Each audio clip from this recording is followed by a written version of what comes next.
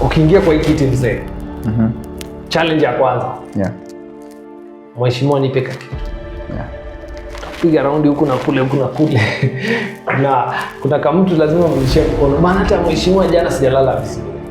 Give me a little something. How would you engage this? Bearing in mind probably hauna such a serious war chest for you to tap in na upeane pesa. You see, sometimes I'll not lie that it is a problem and I'll have to face it. The most unlikely thing to happen is I'll be giving out handouts. It's the most unlikely thing to happen. But in some instances, there are some issues. Unajua, sisi kama African, sometimes tunakonga somehow socialist. So, unaweza pea mtu kitu not because niko nayo mingi, ati ndio maana nampea. But doesn't mean kwamba hiyo ndio how I operate. Mimi issue yangu ni kusensitize vijana na wazee, kuambia kwamba tuachane na mambo ya handout. Sikiza hii ujumbe yenye niko nao, because hii inaenda a long way to help pakubwa than mimi kukupatia 50 shillings now yenye itasolve, maybe ndakupatia 50 uende ununue nayo jaba. You see, it has not solved anything. Sure.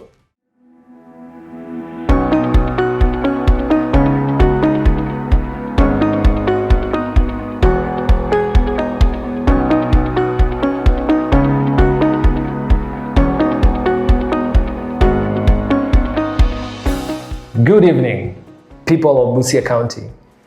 Welcome to Afro TV 254. I'm your host, Michael Mugo, and today we are standing at a crossroad. For decades, our politics has been defined by long-serving faces and a lot of broken promises. But the year 2024 in Kenya changed everything. From the streets of Nairobi to the borders of Malaba and Busia town, a new generation of Kenyans rose up. They demanded accountability, they demanded transparency, and above everything, they demanded a seat at the table. Tonight, we sit down with the young search aspirant.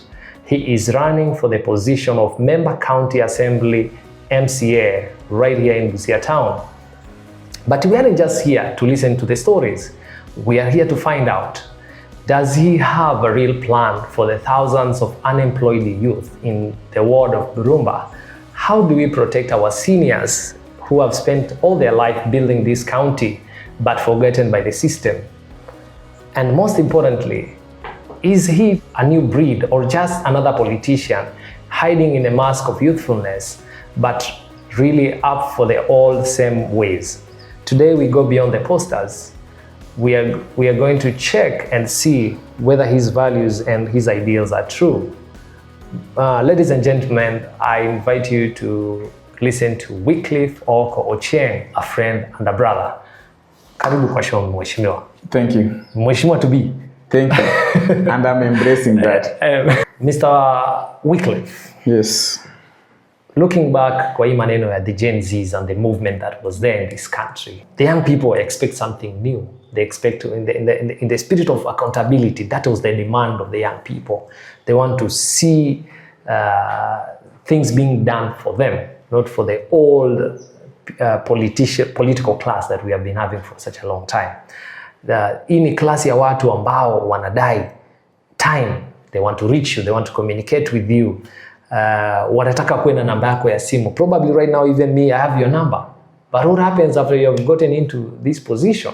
Will we still be able to reach you? Will I be able to call you? Not just me. What about the people you represent? So I guess the question is, utakimbia ujifiche kwa privacy na kujificha kwa magari makubwa ambao huwezi karibiwa, ama utakuwa open and ready to interact with the people? So simple answer, no. I'm very much reachable, accessible at any point of time. But again, going back to the explanation yenye nimepeana hapo nyuma about the spirit of Gen Z wakati walikuwa wanaandamana 2024. Yes. That one is very much in line with the preamble, in fact, of our constitution, because it speaks about we the Kenyan people having kukubali kwamba we are Kenyans and Kenya is our land, so that we can do anything to protect it. Yes. So when the Gen Zs marched to the street on that day, they were actually exercising that power.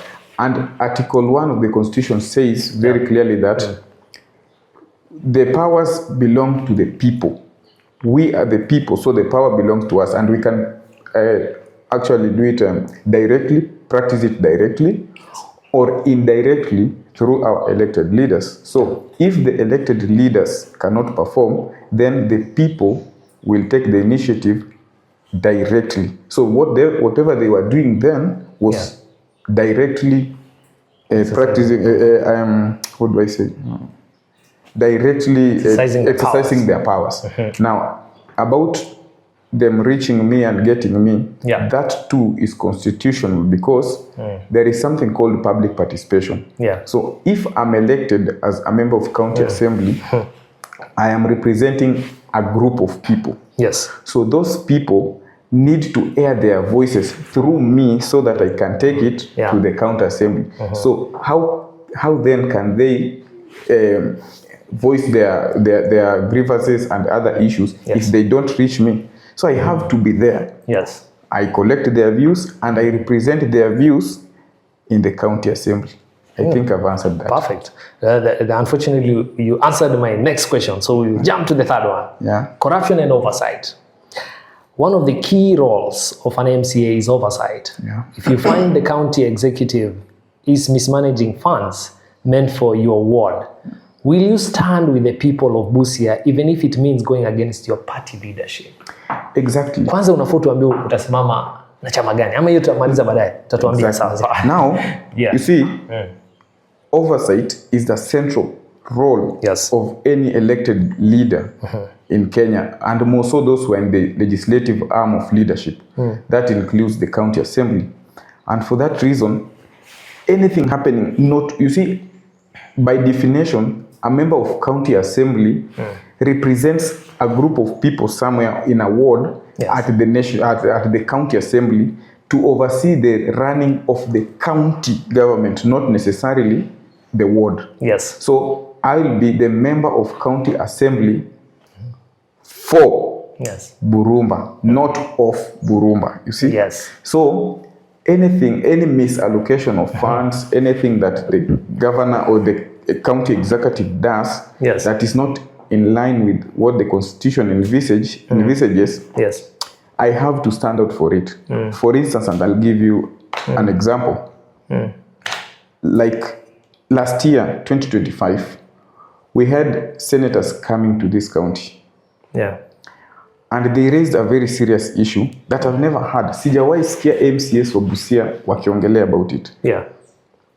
Walikuja wakauliza governor, uli spend 4.9 million Kenya shillings kuenda kuangalia whether Busia level 5 hospital is actually a level 5 hospital, despite washai mark kwamba it is level 5 hospital.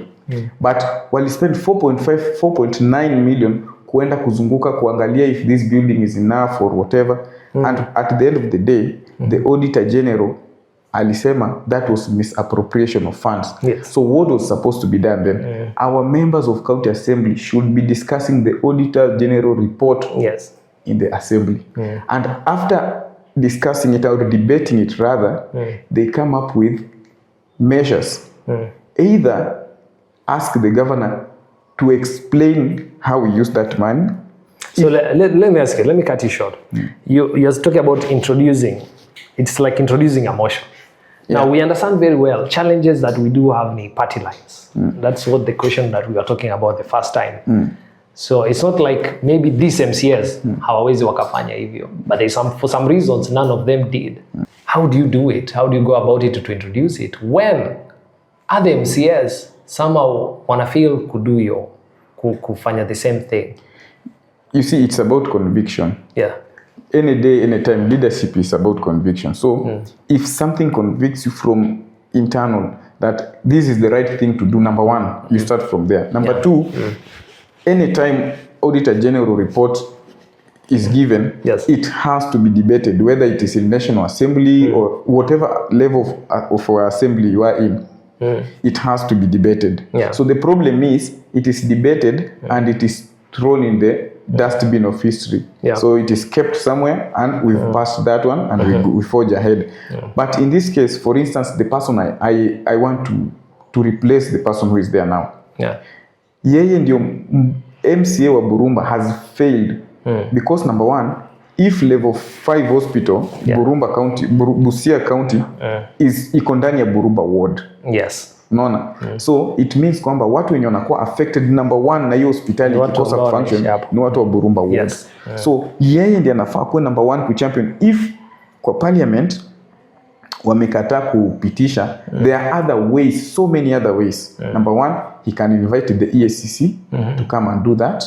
He can come back to us, those who elected him, atuambie kwamba so and so amekataa kufanya kazi. Mumenituma ni wa represent, nimepiga kelele, imekataa. Now it is time you go back to Article 1 of the Constitution. You take your powers. Exercise your power. You exercise your powers. By voting. Directly. Not only by voting, you can recall him back home. Now is one. Number two, you can do civic demonstration. You can demonstrate to go and demand peacefully. That is to go and demand vitu zako zifanyike. Very nice. Now, talking about, you mentioned recall, and I laughed a little bit because then again, that's the next question. Nikali leo tunaendana pamoja hivyo, which is good. Now, this one now is for you. Now, with the expectation for your people that elect you. Na tumezoea like whenever a leader does something wrong in Kenya and maybe most of African countries, they don't pay any price. They don't resign. Nobody puts them out of office. They will not resign by themselves and they will not allow anybody to push them out unless they are forced. Now, for yourself, what if you come to a place for recall? Watu wamefika point in your next. What kind of measures would you expect? Would you be those type that you do something wrong and you fight to keep your position and wananchi wamechoka? Wanataka utoke? You see, when the people who elected you wants you back home, there's nothing more to do. Just go home. It means you failed. Clinging on power just means one thing. It means one thing.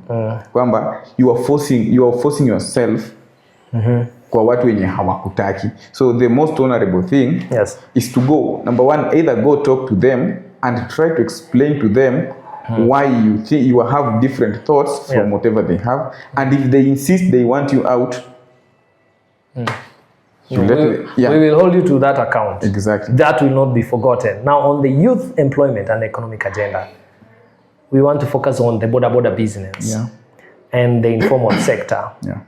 Many of our youth are stuck in the border sector or informal cross-border trade with no growth. What specific legislative bill or policy will you introduce in the county assembly to move youth from hustling to stable entrepreneurship? That's a very good question. Number one, nitafanya ku make sure kwamba border are registered. Number one, we start from registration. Anybody who is plying his trade in the border industry has to be registered. Number two, we have to incentivize this industry because it is where majority of Kenyans, more so in this side of the country, mahali wanapata riski yao. Burumba alone iko na almost over 1,000 people doing border. So number one ni kuenda ku make pieces of legislation about SACCO, specifically tutengeneze tulegeze masharti kali ya SACCO and how they can be funded. That is one. We start with the legislation. Number two, we encourage them to form SACCOs ambazo hizo SACCO ni zile zenye watajiregister ndani, wana save ndani, they have money so that wanakopeshana ndani kwa ndani. Instead ya mtu kutoka hapa hivi na 15,000 or 20,000 kwenda kuweka deposit kwa a certain group or company, then wapewe boda mwisho wa siku wanalipa 1,200 and upward of 300,000 ukikosa kulipa vizuri unasikia then inaibiwa. Nasikia saa zingine hizo groups zinafanya mpaka hizo companies na organize pikipiki na zinaibiwa ama wana repossess. wewe unakuwa na deni ya sako ambao wewe ni member. So unafanya kazi, unanunua pikipiki kwa bei ile yenye iko kwa market, not overpriced. Nini? Hiyo ni number 1 kwa bodaboda. Yes. Number 2, we need safety about bodaboda because it also goes with safety. Insurance, a lot of insurance companies hazitaki watu wa bodaboda. So tunataka tupatie bodaboda pia mafunzo ya jinsi gani wanaweza kukubalika na insurance company so that in case anything may happen, spend ile pesa yake yenye amepata kwa siku kushughulikia hiyo problem, so that abakie na pesa, so that anaweza spend hii pesa. Because the idea mwisho wa siku ni you have enough money to spend. The moment you have enough money to spend, life haitakuwa hard kwako. But if you have pesa kidogo and every other thing in life ina depend kwa hiyo pesa kidogo, you are doomed. There is nothing you can do. Umaskini ni kitu yenye nakupata hapo na hapo. Nice. Now on digital infrastructure and opportunities for the young people, we hear a lot about digital hubs in our specific ward. How will you ensure, maybe the ward and maybe others, but I think your focus will be in your ward. So how do you ensure that a young person can actually earn a living online? Is it about the internet, training, or global market access? So we have 3 categories there, rightfully as you've read them. Number 1, we have internet awareness. Anybody can access internet whether you've been trained or not. That's the basics. Number 2, there is training that goes with that, so that you can know wapi ndio naweza ingia, wapi siwezi ingia, how do I monetize whatever I have, na vitu kama. Number 3 ambao ni crucial in this thing ni having talent itself. You could do these things. There are some people who cannot face the camera. They can work from the background, but those who can face the camera, do they really possess that talent ya kuweza kushowcase so that wakuwe captured? So tunataka to identify all talents. There's no special talent or nini. Anybody who is talented in literally anything can come forward. Now, as a county, the only thing we can help them with, because you cannot give somebody talent, you invest in whatever you have identified. Those who can play football, you make sure they are playing football. You supply them with the things that they need. Those who ni wasanii nini, wanafanya hizo vitu zao. Na kwa wasanii sana sana kwa sababu ya mambo ya internet, na plan kukuwa na location, like 3 locations ndani ya Burumba ward. So hii location itakuwa funded. Number 1, tunanunua cameras. They might not be the best in the market, but at least some camera. We need to have those. Tutakuwa na wale wenye kama wanaimba, tutakuwa na a mini studio. Everything yenye itakuwa hapo ndani is specifically for demos. So that you can record your demo there. This demo tukisha record, kuna kuwa na group ya watu wenye wameparticipate kwa hiyo field ama wanauelewa ya hiyo field zaidi. Hao watu wana analyze, wanasema this talent is good, we can fund this one is good, this one is good. The moment wame identify talent yenye inaweza sell, that person tunamchukua na tunamsponsor now fully, aende afanye a serious production. Hata hizo demo zake tunatumia wale producers na experts. Wanaangalia na wakiapprove, wanasema this is good talent, tunalipia huyo mtu anafanya talent yake. What is the financial effect of that? Wakati anaenda anafanya hivyo, this guy anaanza kutengeneza base. Na akiweka vitu zake kwa mtandao na zina sell, there is chance kwamba atapick one person, atapick another person, atakuwa ameemploy 1 or 2 people. Unaona? Kuna ingine yenye inakuwa indirect, ambao ni wakati anafanya hivyo ana inspire other people. So other people wanaweka effort knowing that this thing is possible. So we only want to open the doors of possibilities, so that mwenye atapenyeza atoke aone hiyo possibility, anaweza toka nje na ambia watu wengine I've seen the other side of the world. Mnaweza kuja sasa. This is a good place to go. So like now the other challenge is always like when people get to the creative industry, they want to produce content, to do music, could be music. So I think ni more of a wider question. kuna watu wa kudo music videos, kuna watu wanataka kufanya films, kuna watu wanataka kuunda maybe comedy skits. Yeah. Now there is quite a huge period that these people could not be making money. Yeah. Now these are young people, mwapia this infrastructure. But what about the needs of day-to-day basis?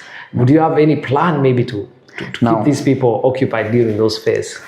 Number one, as of now, there is something that everybody else is doing. Yes. Apart from producing that content. Yeah. So we will have to identify some of them are in the boda industry, but at the same time they are content creators. So watakuwa wamefikiwa na ile ya sako yenye nimesema ya kwanza, wanaendelea kubenefit na hiyo, wakingojea hii ilipuke. They are unemployed. I want us to focus specifically in this group. Hawana form. Yeah.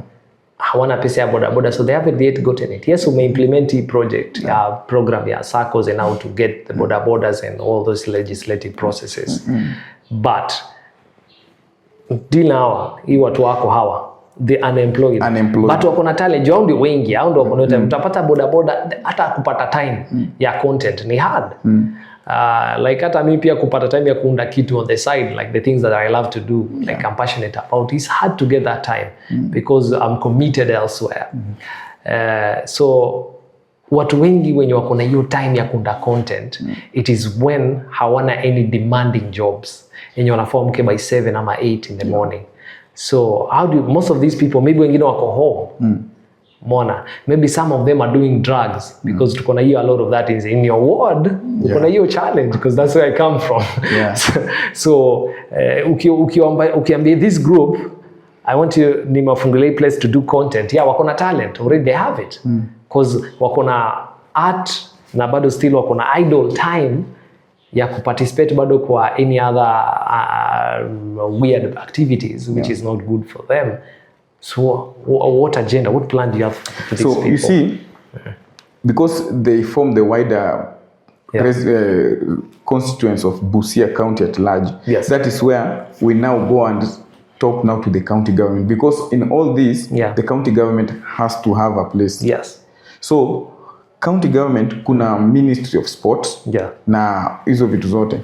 Then remember, there is also the national government part that is playing part on these kids. We have the youth fund. We will facilitate on how they can access youth fund, so that they can start something, because hiyo inapeanwa na government. Then county government has also Ministry of Sports and Gender and Youth and Culture and so on.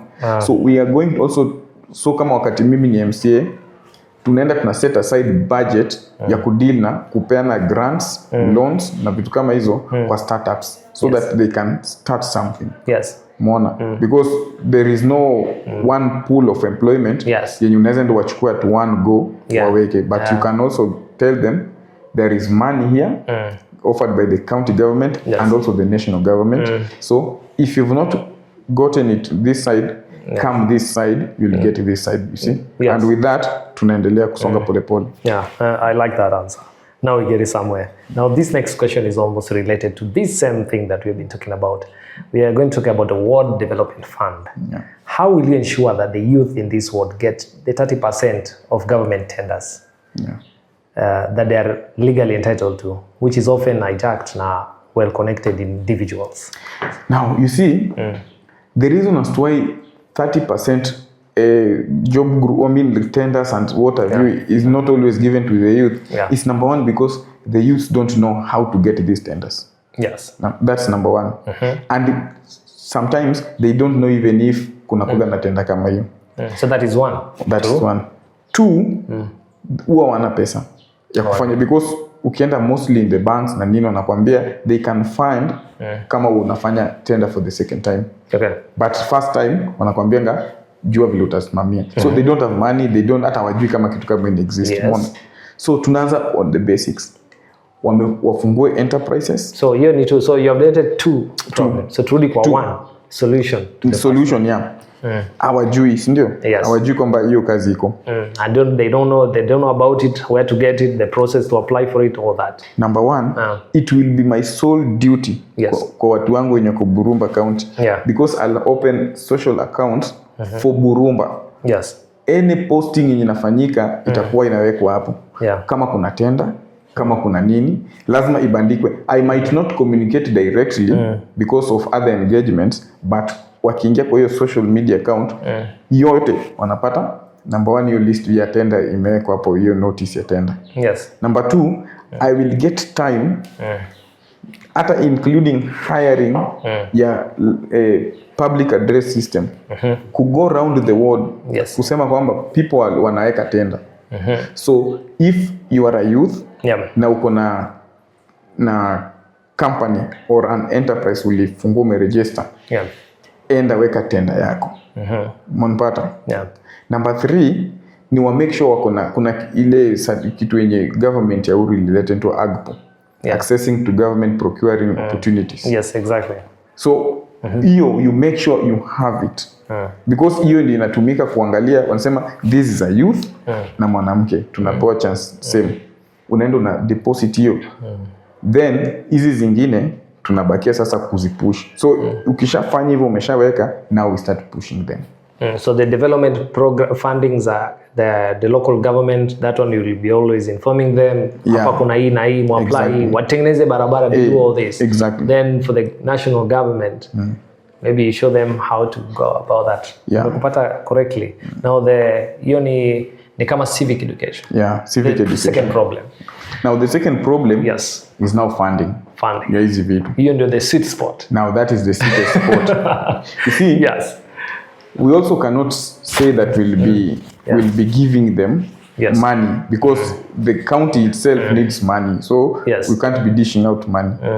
So hiyo tunaweza amua, because we are in a county and we know this kampuni imefunguliwa and what have you, tunaenda tunaongea na banks on their behalf. You see, when kama ni government, it is easier for the government, the county government, to negotiate kwa watu wengine on their behalf, so that wapewe pesa, wa deliver, then county government ikiwalipa ile pesa inakatwa mara moja, alafu youth anabakia na faida yenye amemake kwa hiyo shughuli. Because banks tu ndio mahali penye mtu anaweza toa pesa. Na insurance bank itakanga tu niko sure aje. So instead ya kuleta collateral like title deed yako, then county government vile unajua wewe inachelewa na pesa ya watu sometimes. So county government yenyewe iende ikuwe guarantor wako kwa bank, wewe ufanye hiyo project, udeliver, then wakati pesa inatoka wanachukua yao, na wewe unabaki na nini yako. So hiyo inaanza kwanza kwa legislative, tunaenda tuna legislate kwamba kukuwe na kiti somewhere yenye inawekwa somewhere, so that wale wenye ni youth, 30% ya youth watasaidiwa na hiyo pesa hapo ya kwenda kuweka kwa bank kama insurance ya watu wengine. Nice one. Hiyo umejibu vizuri. We want to talk about the seniors and your program for them. So will you champion a bill to provide free or subsidized specialized care for seniors at our local health centers, so they don't have to travel to Kenyatta Hospital in Nairobi? That's a very serious issue. Na wengine ujua wanaenda hadi India. That's a very serious issue. Now, because our senior citizens are the same senior citizen when your government, all levels of government zina deal na our seniors, ndio? So sisi ambao tuko hapa chini tunataka to deal na the most basic things wenye zinasumbua our seniors. Umeona? Na health wise kitu tunafanya seniors kwa hizi most basic ni malaria, typhoid na hizo vitu zingine, umeona? So I'll push a bill kwa parliament kusema kwamba any person mwenye anaishi ndani ya Burumba ward 65, in fact not Burumba ward but Busia County. Because hapa ni mtetezi wa Busia mzima. Because hii inakata across everywhere. Any person aged 65 and above wakuwa anapatiwa free medical care when it comes to easy ugonjwa ndogo malaria, typhoid, cholera, etc. Hizo zikuwe absolutely free. Yes. Then wakati inapanda kidogo matibabu yao yaanze kuwa subsidized. Yes. Ikifika kwa vitu zenye ni a bit hard. Yeah. Then ikifika zile hard, then sasa hapo ndio because hapo sasa ni the national government, because funding ya national government is big. Yeah. Hapo sasa tunawaomba wao wa chip in. Yeah. Wasaidie. Now number 2, most old people who wanna get sick sometimes not because their bodies are weak, because naturally they are weak. It is because they also don't eat well. Yeah. Most of our old people are neglected. Watu wengi wameenda Nairobi nini, so they don't have good food. So we need to have a center for the elderly in this county. Yeah. And specifically in this ward, for myself, I can talk about ward. We need to have a center for the elder people. Now. So if you are 75 years old, 70, 75 years old, and nobody is taking care of you at home, yes. you come to this center, like a rescue center or something like that, so that we can start taking care of our elderly people. What about the funding? Now, because they're running this thing, itaji funding. Exactly. Yeah. Now, that one, I'll go something extra constitutional, if I may put it that way. Yeah. A position of MCA comes with some influence. Yeah. There are some 1, 2, 3 people you can influence, NGOs, and what have you. Yes. You go, I will talk to some NGOs, business people and serious people to identify place. Yes. So that tuweke watu wazee wazeeke na heshima na adabu. Yeah. Because si vizuri kwa saizi ukutane na mzee anakuambia ati nisaidie shilingi 5 na vijana wanawacheka na nini. Yeah. Umeona? So hizi institution tutaziingiza zote for as long as unafanya kazi ndani ya Burumba ward. Tunatafuta space, tunawaweka wazee, tunawaletea watu wenye wanawasaidia kufanya kazi, wanawaosha, wanawapea chakula. Yeah. Na tunaenda salama. This is something in happen in these first world countries. I don't like calling them first world, but developed countries. Yeah. They have these programs. It's unfortunate that ijashika roots sana. Si tunaenda Singapore. Tunaenda Singapore. Probably. Now, still on the same subject, the elderly, we want to expand it, talking about Inua Jamii Fund. Inua Jamii Fund is it targets the elderly people, it targets the orphans, it targets disabled, watu wenye wajiwezi kwa jamii. And sometimes this fund faces delays. Yeah.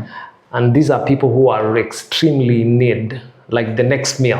Yeah. They need something on the table.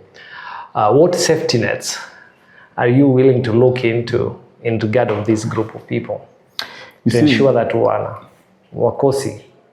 Yeah, you see, that's a very hard thing to do because number one, you will have to especially njaa. Usiangalie in the wider aspect. Yeah. Like mostly food, utapata this an elderly person, hana mtu anamjali. You see, number one, I'll start here. Yeah. Hiyo swali imeenda mbele, but I'll start here. Naomba niruhusu. Yes. Busia County ni kati ya county zenye ziko na njaa mingi kwa hii Kenya. Wachana hata na wazee peke yake. Hata tu watu wenye sisi tuko na uwezo wa kufanya kazi. Why? Because of mismanagement. Yeah, truly. The county has been mismanaged. Imagine a county in Western, formerly Western Province, a Western region, which receives adequate rainfall throughout the year, which has good arable land, very hardworking people, good environment generally. We can't produce enough food to feed ourselves. Yes. You see, agriculture is a devolved function. So our governor should emphasize on agriculture because that is the backbone of this county. Yes. But kushangaza sana when wanatangaza county ambazo zenye watu wanakufa na njaa zaidi, Busia is among them. Na you see, funny enough, ni county ambazo zingine zenye Busia inazishinda tu kidogo ziko kwa arid and semi-arid region. So sisi tuko kwa mahali kuko fertile but tunalia njaa. Kwa taarifa yako pia, Busia County ina rank number 5 kwa the poorest counties in Kenya. Oh my, okay. Mona, poorest, na hii unaweza enda uangalie Kenya National Bureau of Statistics. Inashimba Mandera na ndio maskini zaidi, Turkana hizo na Garissa tukitoka tu hapo immediately Busia County. Hata Kitui yenye wanalianga maji wametushinda. Man. Umeona? Yeah. So there is something that should be done. Something should be done. Sisi tunaweza lima. Tuko na enough market. Yeah. Bora tu tupatiwe goodwill and good leaders. Si rhetorics, because tumesikia slogans Tialala and Tubin for the longest time. Yeah. Lakini tunasema Tialala but tuko njaa. So kwa hiyo ya elderly yenye unasema the only way tunaweza saidia watu wasikufe na njaa is to grow our own food. Yes. Period. The county government should have shamba yenye ina grow food. Inafaa encourage small scale farmers to grow food. Yes. And any piece of land yenye imebaki idle should be put to use. Hatuna leisure ya kukaa. In fact, luxury ya kukaa tumetulia. Ukienda uangalie shamba zimemea vichaka. Mtu ameuza shamba, amenunua bodaboda. Hiyo ni kitu yenye haiwezi work kwa hii generation from now kwenda mbele. Yeah. So the only way hii hata ina tuombe tuweke fund wapi, sijui tuweke fund wapi. Let us grow our own food. Na hao wazee watakula tu. Mtu akikukuta of course kama kuna njaa. Yeah. Nakwambia kuna njaa, the only right thing to do is to find food for them at that moment, because hiyo njaa inamuuma saa hiyo. Yeah. You can't tell him kwamba nimepanda mahindi ngojea ikikuwa because atakuwa ashakufa maybe. Yeah. So you sort that one there, but even before you sort it, that's why we are doing this.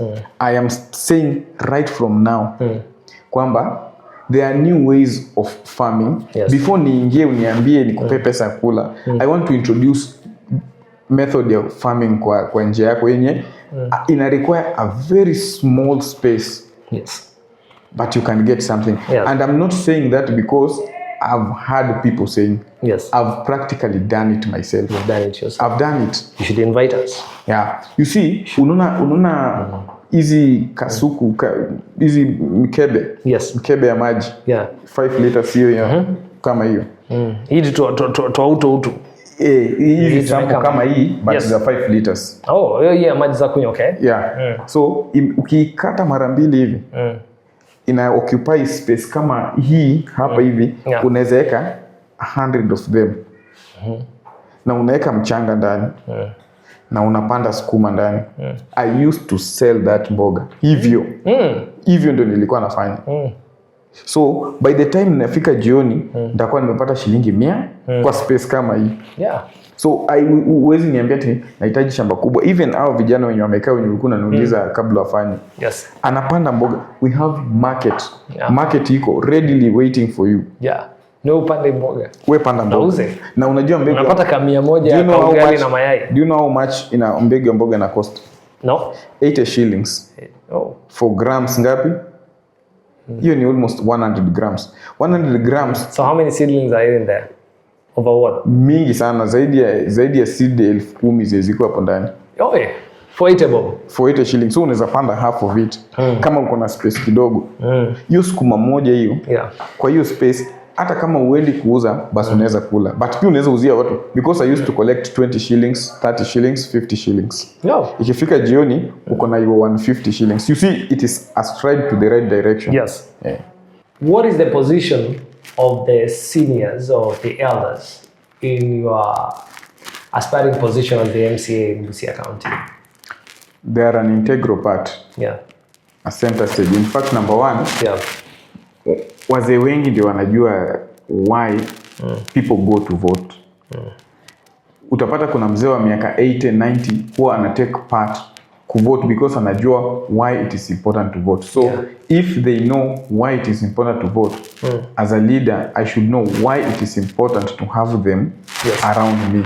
And I'm giving out a word kwamba wazee wataform part ya uongozi wangu nikiingia hapo. I'll seek for advice from them. Cancel prayers included. Kuna wazee wanaweza niombea pia na kuni direct mahali penye nenda wrong. So that as much as I am a youth and youthful, but pia niende kwa ways ya culture, the culture ina dictate. So that kukuwe na ile link between the youth and the old. So mimi nakuwa like the bridge hapo katikati. Good. because many times tunapata reports za wastage, pesa imepotea imeenda hapa kufisadi huku left right and center. So what are your plans? So my plans number one ni ku make sure kwamba, because it is a process ya ku make budget na inaanzia kwa county assembly. Yes. So whenever we are making a budget, because kila county pia inakuanga na finance bill yake. So hiyo finance bill kuna kuanga na input ya sisi kama county assembly, but before ipitishwe isainiwe lazima kukuwe na public participation. We have to involve the public. Yes. Anytime tunataka form kitu kama hii, kwanza tuambie public ndio wanafaa tuambie tunataka choo, tunataka hivi, tunataka hivi, so that anytime pesa ikikuja inaenda pale. Isipoenda pale, it is my duty as an MCA kufuatilia, because when you wana implement ni the executive wing, the county government. So it is my duty as the MCA kwenda kuuliza, hii pesa tulisema inaenda hapa, mbona haijaenda hapa? Wasipojibu hiyo swali, tunaitisha huyo mwenye ni CEC, maybe tuseme ni kwa agriculture, kwa docket ya agriculture, tunaitisha huyo CEC akuje a explain kwa committee ni nini ili happen. If we are not satisfied, tuna petition the governor amfute kazi because ni incompetent, na tuna invite EAC ikuje mchukulie hatua, atueleze pesa yetu imeenda wapi. If hizo zote hazifanyi, tuna impeach whoever aliemploy that CEC akatuibia. Na the appointing authority ni nani? The governor.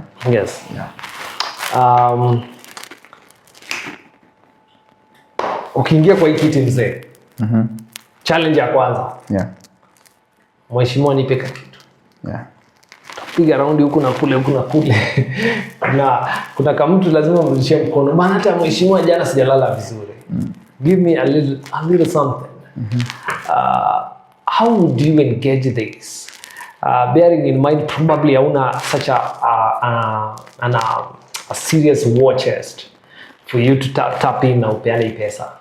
You see, sometimes I'll not lie that it is a problem, and I'll have to face it.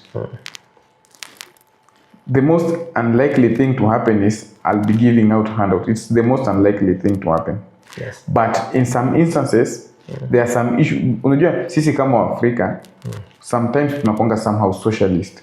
So unaweza pea mtu kitu not because niko nayo mingi ati ndio maana nampea, but doesn't mean kwamba hiyo ndio how I operate. Mimi issue yangu ni kusensitize vijana na wazee, waambia kwamba tuachane na mambo ya handout. Sikiza hii ujumbe yenye niko nao, because hii inaenda a long way kuhelp pakubwa than mimi kukupatia 50 shillings now yenye itasolve, maybe ndakupatia 50 uende ununue nayo jaba. You see, it has not solved anything. Mona.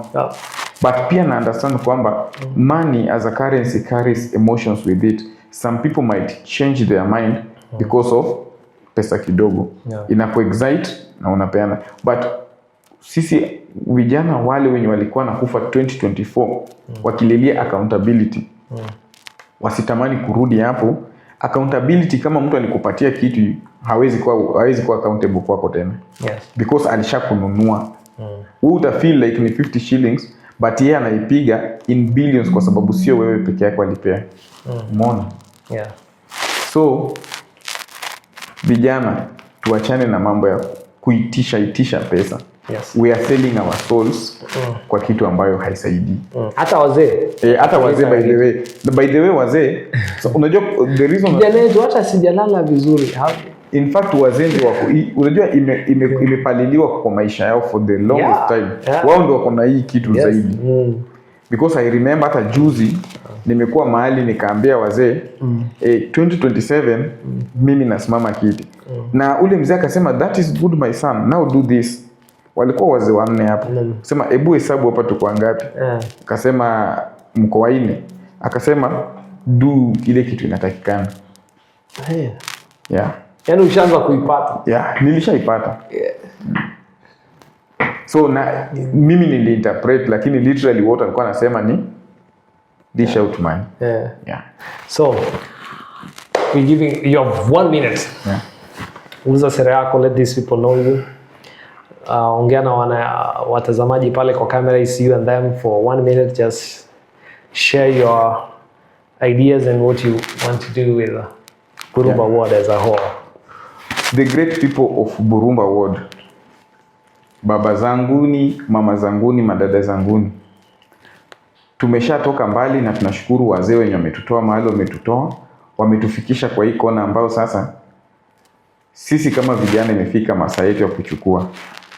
Mimi ni kijana mwenzenyu na nimejitoa ili nichukue hii nafasi kwa mawazo yenye niko nao na maono niwapeleke mbele. Niko na ideas zenye zinaweza songa mbele kulingana na vile mmesikia. Tuachane na mambo ya slogans na viitikio mingi, huyu akisema hivi anasema hivi. To focus kwa the real goal. Busia County iko na potential, Busia County iko na watu wenye wako na nguvu. Burumba Ward kama makao makuu ya Busia County inaweza tusaidia tukaachieve na vijana wakapata kitu wanataka. So next time wakati unaenda kupiga kura, usisahau kubeba vitu mbili. Beba ID yako uende upige kura, lakini kumbuke pia kubeba akili yako wakati unaingia kwa polling station. Asanteni sana na Mungu awabariki. We are glad to have been with you for these few minutes that we have had the chance to talk about this engagement and the meeting with Wycliffe Oko Ochieng, and getting into the ins and outs about his aspiration to be the MCA for Burumba Ward. We are going to be doing more of this as Afro TV 254. We urge you to share this, to comment, na una share your opinion or your questions, which I'm sure Mheshimiwa will have a time to address those things in the comments and all that. And also maybe generally to talk about what we do and what you expect about the coming episodes. Maybe if we decide to do this, more episodes to come. We are glad to have you. Happy New Year to you, and keep it right here. Thank you. Maridadi, karibu sana mzee.